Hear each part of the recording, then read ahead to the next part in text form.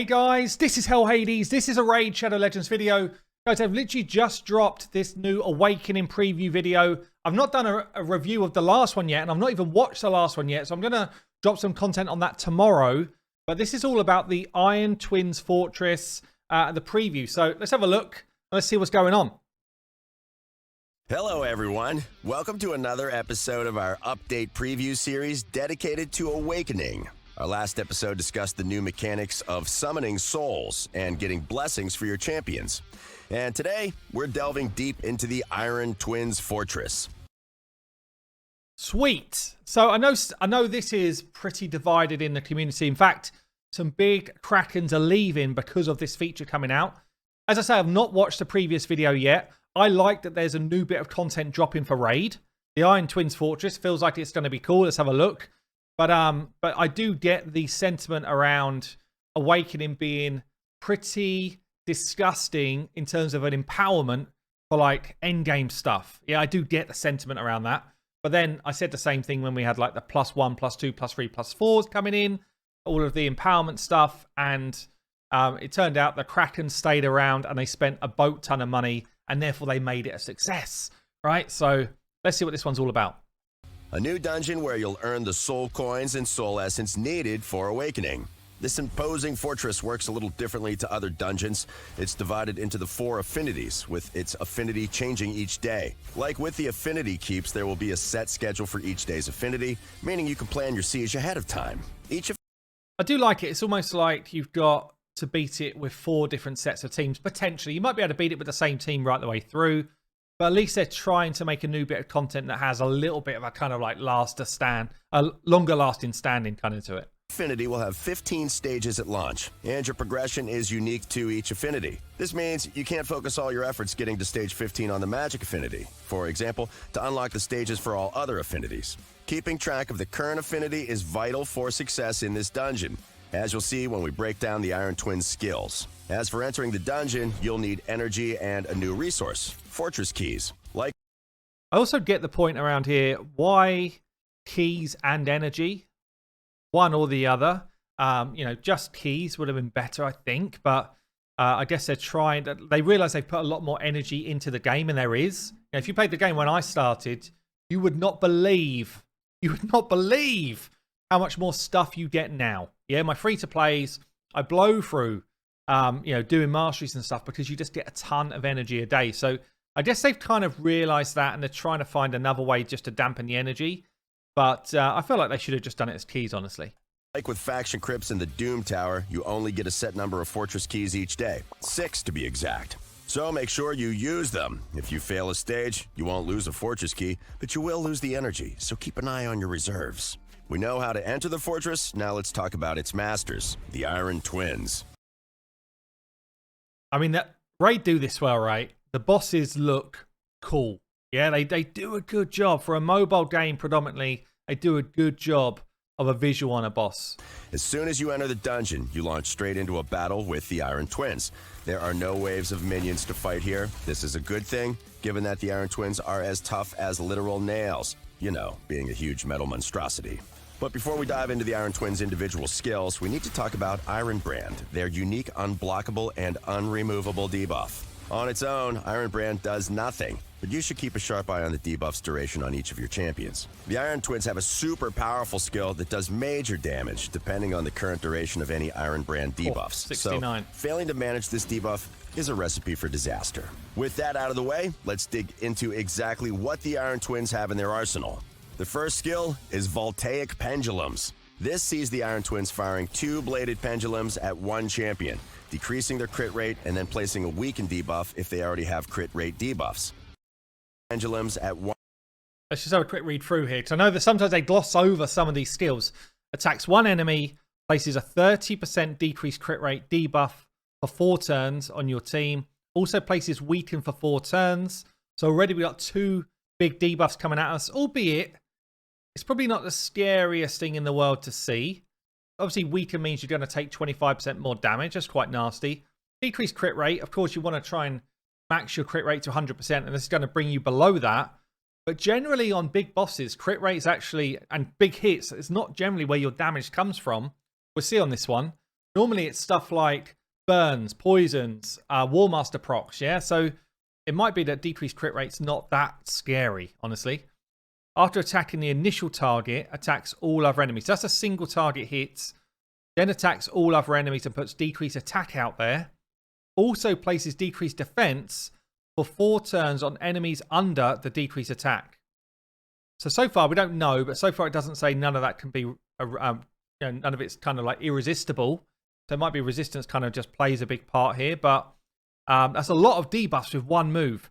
Decreased crit rate and weaken on one dude. The whole team then taking decreased attack, and if it lands, also decreased defense.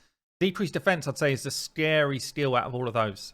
One champion, decreasing their crit rate and then placing a weaken debuff if they already have crit rate debuffs. The twins then electrocute the rest of the party, first decreasing their attack, before then decreasing the defense of each champion who has a decreased attack debuff on them.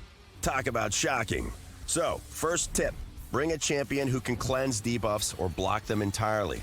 While it won't negate Iron Brand, it will take any other debuffs the Iron Twins can throw at you off the table.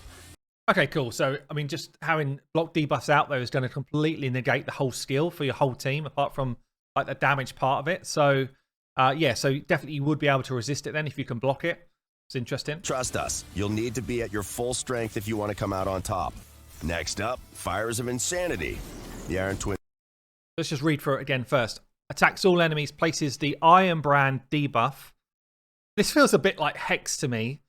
Like, Hex did nothing apart from in Minotaur for a long, long time, and then they released it as an actual skill. Iron Brand's going to be similar, I think.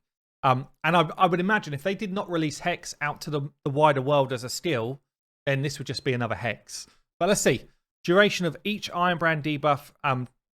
Attacks all enemies, places or extends Iron Brand debuff on all enemies. The duration of each debuff given depends on the enemy's defense. The enemy with the highest defense will get 10 turns of Iron Brand. The enemy with the next highest 9, and so on, 8, 7, 6. If an enemy already has Iron Brand, the duration of the current debuff will be extended. Iron Brand debuffs cannot be removed or blocked. The Iron Twins will not use this skill when their HP is below 40%. So maybe it switches at that point. Let's see. Scorch your entire party and place Iron Brand debuffs on each champion. With the Interestingly, we still don't know what it does. duration of each Iron Brand dependent on each champion's defense stat. The champion with the highest defense gets 10 turns of Iron Brand. What's quite cool here is you're directing where these Iron Brand debuffs are going to go. So we'll find out what it does in a minute, I guess. But you're telling the game where you want these to go, which means that you've got full control over this. The next highest gets 9, the next gets 8, and so on. If a champion already has an Iron Brand debuff on them, its duration is simply increased by that same number of turns. That's not all. Oh no. Every time the Iron Twins use this skill, their defense stat increases by a set amount for the rest of the battle, with extra increases for every champion with a different affinity to theirs. This is why you need to pay attention to the dungeon's current affinity. Bring champions with the wrong affinities, and you'll make the Iron Twins even stronger. And they'll keep getting stronger every time they use this skill. You also need to manage your champion's defense stats, as those with higher stats will receive longer Iron Brand debuffs. I actually wonder if the decreased defense plays into this, or if it's your base set. I don't know if it's said there or not, but let's have a quick look back. If it's your base, I don't know if they told us. Given to each enemy's defense, the enemy with the highest defense will receive 10 turns. So I'm not sure if having decreased defense kind of flips your order a bit, and then maybe resisting it with some people means that the order will change. So you want to kind of watch out for, I think. The Iron Twins even stronger, and they'll keep getting stronger every time they use this skill. You also need to manage your champion's defense stats, as those with higher stats will receive longer Iron Brand debuffs. Remember, the longer the duration of Iron Brand, the more damage the Iron Twins will do with their super-powered skill, which we're getting to, I promise. There is one silver lining at least. Once the Iron Twins drop below 40% HP, they'll stop using the skill, though getting them to that point is a different story. Okay, skill 3, Ruinous Swath. Ruinous Swath. So attacks all enemies, places or extends Iron Brand on all enemies. There are another one that can place it. The duration of each Iron Brand debuff. This is like the all. This is now the alternative where they're looking at the enemy's attack. Okay, and it's doing exactly the same thing by the looks of it as the previous one, but based on your champion's attack. Ruinous Swath mirrors Fires of Insanity. Cool animation, except this skill applies Iron Brand based on your champion's attack rather than their defense. The champion with the highest attack gets the longest Iron Brand this time. It's the same story with the Iron Twins stat increases. Every time they use this skill, they'll get stronger. But this time, it's their attack that gets boosted rather than their defense. The Twins will also stop using the skill when their HP drops below 40%. Okay. Anyone get the feeling that at 40%, this boss is going to go berserk? So you have all these Iron Brand debuffs. Let's finally discuss this super-powered skill which puts them to use. Enter Doomsday Machine. Okay, let's see what we got going on. Attacks all enemies 2 times. So again, it's all AoE stuff, AoE. I think every attack we've seen so far, apart from the first part of the first one, is an AoE hit. This is why the passive of someone like Ultimate Death Knight is a little bit underwhelming, because almost all boss fights are hitting you with AoEs, and his passive's all about single target. So it's a bit of a shame, actually. Maybe they should have made a rework on his passive. When fighting a boss, something different happens, you know? Anyway, each hit places or extends Iron Brand again. So every skill, apart from that first one, is placing this Iron Brand or extending it further. The first hit places Iron Brand debuff whose duration depends on each enemy's defense. The enemy with the highest defense gets 5, 4, 3, 2, 1, etc. If an enemy has already got Iron Brand, it increases the current duration. This is just telling me the same thing we've already seen. Fourth skill. To start, the Iron Twins attack your entire team with 2 AoE hits. The first hit applies or extends any Iron Brand debuffs based on each champion's defense, with the second doing the same, but based on attack. Think of it like the 2 previous skills rolled into one. Yeah. Fortunately, it will increase the duration of Iron Brand by fewer turns. The champion with the highest attack or defense will get 5 turns of Iron Brand. The next highest will get 4, the next highest 3, and you get the picture. But remember, it does this twice, so if one champion has more attack and defense than the rest of your team, they'll receive another 10 turns of Iron Brand. The Iron Twins then fire a devastating laser at your entire team, with the damage of this energy beam increasing based on the duration of each Iron Brand debuff. If that's not scary enough, this Searing Ray ignores 30% of your champion's defense stat. And it also increases the Iron Twins attack and defense by 4% with each use, plus an extra little bit once again for any champions whose affinity is different. I mean, if this fight goes any length of time, we are getting absolutely KO'd. The amount of extra stats he's gaining, per ability, is pretty nuts. To theirs. Holy moly, that's some serious damage. Also, just as a little reminder that Iron Brand cannot be blocked or removed, hopefully now you understand why managing Iron Brand is vital to succeeding in this fight. Otherwise, you'll be sweeping up what remains of your champions. It does look like, though, when you're revived, it resets. It looks like when somebody's gone down, a bit like with Hydra, where you've got that kind of ability where you're going to be eaten. If you die, come back up, it resets. It looks like when you're revived, the Iron Brand drops off and it starts again. So as long as you've got 1 or 2 really strong revivers in the squad, then maybe that's the answer. Maybe Arbiter comes up pretty clutch here for all those free-to-players out there. With a broom. There's still one more weapon in the Iron Twins arsenal, and that's their passive skill. Okay, so look at this. Retaliatory launch. Whenever the Iron Twins HP drops in 4 ways, a bit like the Ice Golem, instantly attacks all enemies, then removes all debuffs. Fills the Iron Twins turn meter by 10% whenever an enemy receives a buff.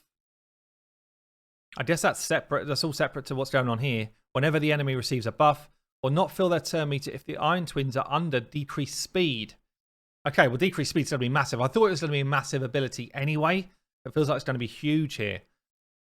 The Iron Twins receive 50% less damage from each subsequent hit from multi-hit skills. 50% less damage from each hit from multi-hit skills. So if you've got a triple hit ability, the third hit's basically doing 12.5% of what it normally should. That's interesting. The damage reduction increases with each additional hit. The Iron Twins are immune to turn meter reduction effects. So it looks like you put decreased speed on, but you can't reduce the turn meter. And it looks like the big multi-hitters, like a Jin Toro type champion, If I'm reading that right, it just feels like his last hits are going to do nothing. I also wonder if something like Giant Slayer procs, if you got like 2 in a triple hit, if that would reduce as well. Maybe not, because it looks like it's only on hit damage, but that's going to be an interesting mechanic to try and play around with. Quite scary, the retaliation hits. It's always been the scariest part of Ice Golem. I guess the scarier part of Ice Golem is that if those side adds are up, then he's ignoring all of your defense, whereas we've not got that going on here. But damn, it's definitely a juicy old passive he's got going on. Retaliatory launch. Every time their HP drops below a certain threshold, the Twins fire a missile barrage at your whole team, then remove it. This just makes it hard to build auto teams. Because if you start to somehow get through like 2 layers at the same time, you get like a double AoE, it can just be really nasty. Or if it lands just before he then does one of his other big skills, again, it can wipe people out that you're not expecting to lose. Any debuffs from themselves. The Twins will also increase their turn meter by 10% every time one of your champions receives a buff, unless they're under a decreased speed debuff. Similar to other bosses, they are immune to turn meter reduction effect. This decreased speed is massive, because I don't think you can get by without having a load of buffs in this fight, especially things like block debuffs being out there, your increased speed buffs, that type of thing. Shields. I just feel like you need buffs in this fight, so you've got to have decreased speed on this boss. Effects, along with crowd control debuffs like stun and freeze. They also take less and less damage from multi-hit skills. That armor's not made of normal iron, we'll tell you that much. So, what's the best way to send this killing machine to the scrap heap? First, you'll need to build separate teams for each affinity. The more champions with differing affinities, the stronger the Iron Twins will get from many of its skills. So aim for single affinity teams where you can. Second, resistance is your friend. While Iron Brand can't be blocked or removed, it can be resisted. So load your... Oh, Iron Brand can be resisted. Okay, that's changing the game completely, because if you can resist stuff, damn, the fight becomes like a lot easier. A lot easier. Champions up with high resistance artifacts to blunt the power of Doomsday Machine.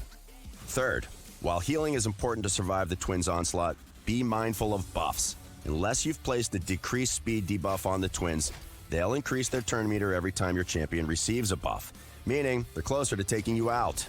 Fourth, and most importantly, focus on hitting hard and hitting fast. With the Twins' attack and defense constantly ticking up, they will overpower you if you let them kick into overdrive. Don't bother with multi-hit skills either. Single-hit nukes are your best countermeasure for toppling this devastating duo. We can't wait to see what ironclad strategies you all employ to take on this new dungeon. We hope this video was useful. Make sure to hit like, check out our previous Awake. I mean, there you go. It sounds interesting. Like, I don't know. I feel like it's just like us having a new Doom Tower boss. We kind of get into this under the skin of it, find out what we're going to do. Definitely, like, it feels like high resistance is going to be the way to go. A decreased speed debuff is going to be the way to go. I'm not sure about this whole we need different affinities. We'll see how hard it plays out. Increasing his attack is going to be nasty because you'll take more damage. Increasing his defense isn't necessarily going to be that bad if you can still do high levels of damage with burns, poisons, all of that good stuff. It definitely sounds like an interesting boss. Feels like a good addition to the game in terms of a challenge for us. Let's see how crazy his stats actually are when he gets released. But yeah, there you go. I've been Hell Hades. Let me know what you think in comments down below. I'll see you later.